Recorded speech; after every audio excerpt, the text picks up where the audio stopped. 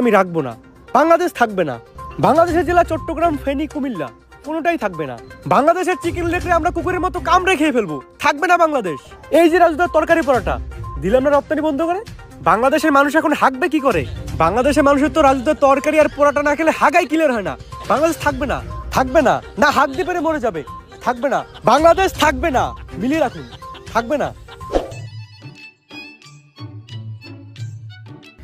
কি একটা ঝামেলায় বললাম কত শামসু, পোলাটার 2 দিন ধরে আগা হয় না। আমি আর কি কমু, তোমার তো পোলার হয় না, আমার তো নিজেরই হয় না। ইন্ডিয়া যখন কইছিল সামনে বাংলাদেশে অনেক বড় বিপদ হইব, তখন ভাবছিলাম না খাইতে পেরে মরে যাবো। ওহন তো দেখতেছি না আঁকতে পেরে মরে যেতেছি।